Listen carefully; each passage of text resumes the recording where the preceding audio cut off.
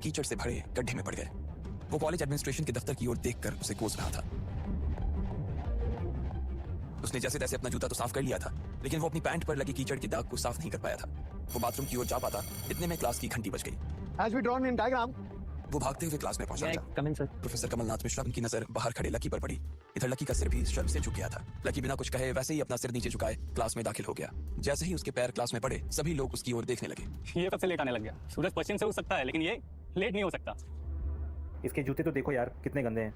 यार कॉलेज में लड़कियां भी हैं, कम से कम ढंग के कपड़े पहन के आया कर। अरे कहाँ से पहन कर आता? कपड़ों के लिए पैसे लगते।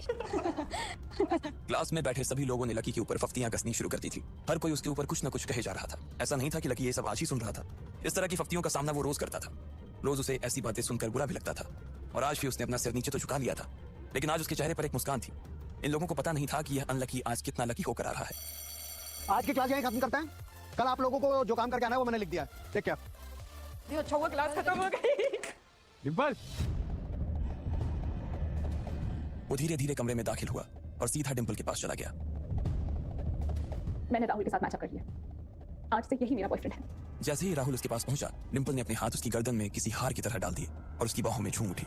ये नजारा देखते ही सबकी नजरें लकी के ऊपर जा टिकी। सबको अभी तक तो यही पता था कि डिम्पल लकी की गर्लफ्रेंड है। किसी को इस बात की खबर नहीं थी कि उन दोनों का ब्रेकअप हो गया था। डिम्पल को राहुल की बाहों में देखकर लकी के तन बदन में आग तो लग गई थी, लेकिन फिर भी वो शांत होकर वहीं बैठा हुआ था और उसने अपने गुस्से पर काबू कर लिया था। भाई ये सब क्या हो रहा है? होने दे जो हो रहा है। लकी ने कहा। उसका इस बारे में किसी से बात करने का कोई मन नहीं हो रहा था। अरे भाई तुझे पता नहीं है साउंड का, बहुत चालू आदमी है ये।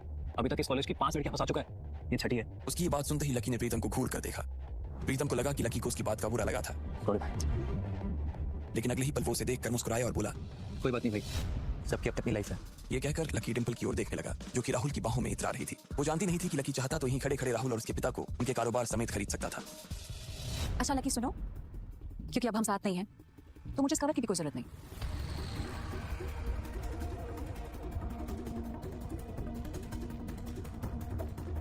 बेबी इसने तुम्हें फोन का कवर गिफ्ट किया। फोन का कवर कौन गिफ्ट करता है यार? राहुल लकी को नीचा दिखाने का एक भी मौका अपने हाथ से जाने नहीं देना चाहता था। लकी अंदर ही अंदर मुस्कुरा रहा था।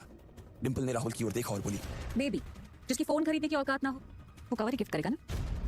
कोई बात नहीं बेबी, मैं आज ही तुम्हें नया फोन दिला देता हूँ।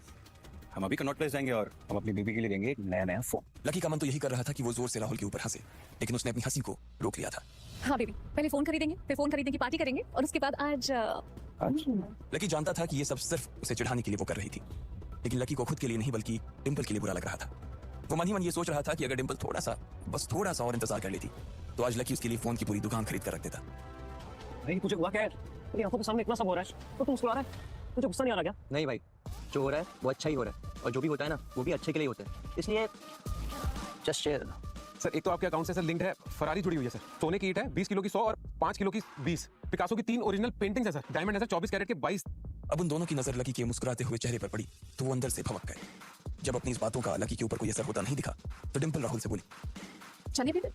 बेबी बेबी नहीं, हबी। आज से तुम मुझे हबी बुलाओगी और मैं तुम्हें बुलाऊंगा वाइफी।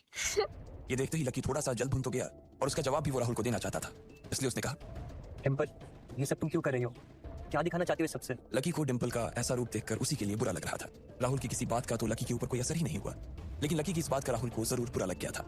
कोई फटीचर, ज्यादा बकवास करने की जरूरत नहीं है। आज के बाद अगर तूने मेरी डिम्पल की तरफ आंख उठाकर भी दिखाई, उसके बारे में कुछ भी बोला ना, तो राजपथ पर परेड निकलवा दूंगा तेरी, समझा? नहीं भाई, उसकी जरूरत नहीं पड़ेगी। खराब चीज ना तो मैं देखता हूँ और ना ही उसके बारे में बात करता हूँ। डिम्पल। सब लोगों ने उस आवाज की ओर देखा। वहां पर एक थोड़ी छोटे कद की लड़की खड़ी थी और वो गुस्से से डिम्पल की ओर देख रही थी। अब तो हद से आगे बढ़ती जा रही है। लकी जैसे लड़के को छोड़कर एक नंबर के ठप्पिंग के लड़के के साथ लगी पड़ी है। साक्षी तू ये क्या कह रही है? अपना जुबान संभाल कर बात कर, समझी? साक्षी एक बहुत ही सुलझी हुई लड़की थी। जब भी डिम्पल और लकी के बीच किसी बात को लेकर झगड़ा होता, तो डिम्पल उसे सुलझाने के लिए अक्सर साक्षी की ही मदद लेती थी। मैं जो भी कह रही हूँ सही कह रही हूँ। तुझे सीरियसली शर्म आनी चाहिए डिम्पल। मैंने कभी नहीं सोचा था कि तू ऐसे लड़के निकलेगी। डिम्पल लकी जैसा लड़का ना तुझे कहीं नहीं मिलेगा। इधर लकी ने देखा कि साक्षी की बात सुनते ही राहुल के कान खड़े हो गए थे, लेकिन वो सच बोल रही थी। डिम्पल तू ये कैसे भूल सकती है कि लकी हमेशा तेरे साथ खड़ा था। जब भी तू बीमार होती थी, तेरी खड़े होने की हालत नहीं होती थी, लकी हमेशा तेरे लिए खाना बनाता था, तेरे कपड़े धोता था, और तो तेरे लिए दवाई तक भी लेकर आता था। डिम्पल तुझे याद नहीं है जब हम लोग एक साथ हिमाचल घूमने गए थे, तेरे पैर में मोच आ गई थी, तो ये बेचारा तो नौकरी छोड़कर भागा भागा हम लोग के पास उस रात को आ गया था। इतना प्यार किया इसने तुझसे और तू इसे छोड़कर जा रही है। अपने लिए साक्षी के मुंह से इतना सब कुछ सुन लेने के बाद लकी ने अपनी गर्दन नीचे झुका ली थी। उसे डिंपल के साथ बिताए वो सारे लम्हे याद आ रहे थे। वो डिंपल के ऊपर जान छिड़कता था। उसका बस चलता तो वो डिंपल को अपनी हथेलियों पर लेकर घूमता। भले ही उस वक्त उसके पास पैसे नहीं थे, लेकिन वो फिर भी डिंपल की छोटी सी छोटी डिमांड को पूरा करने के लिए अपनी जान लगा देता था। जो कवर डिंपल ने उसके मुंह पर फेंक कर मारा था, वो कवर को खरीदने के लिए लकी ने 3 दिन तक ओवर टाइम किया था। लकी को जैसे ये सब याद आया, उसकी पलकों की कोरें भीग गई थी। अरे ये लकी अपनी छोटी सी सैलरी में से भी तेरे लिए पैसे निकालता था, सिर्फ तुझे गोलगप्पे खिलाने के लिए। तुझे नहीं पता डिंपल, लेकिन मुझे पता है। ये लड़का बाइक खरीदने के लिए रोज अपनी सैलरी से पैसे जोड़ रहा है, दाल रोटी खा रहा है। क्यों? सिर्फ तुझे बाइक पे घुमाने के लिए। और तू इस लड़के को नीचा दिखाने की कोशिश कर रही है। ये सब सुनकर डिंपल का चेहरा ही बुझ गया था। उसे भी साक्षी की कई बातें दिल पर लग रही थी, लेकिन इस वक्त वो राहुल के साथ थी। वो चाहकर भी राहुल के खिलाफ ना तो कुछ बोल सकती थी और ना ही कुछ सुन सकती थी। इसलिए उसने अपने बचाव में कहा, हाँ तो ये इसकी प्रॉब्लम है।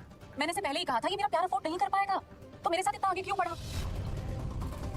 जब मैं चीज सैंडविच खा सकती हूँ तो मैं बिना घी की रोटी क्यों खाऊं? लकी डिंपल की ये बात सब सुन रहा था और उससे पहले कि वो कुछ जवाब देता, अचानक ही उसका फोन बज उठा। उसने मोबाइल निकालकर देखा तो पाया कि किसी अनजान नंबर से उसे फोन आया था। बहस के बीच ही लकी फोन उठाने के लिए वहां से निकल गया।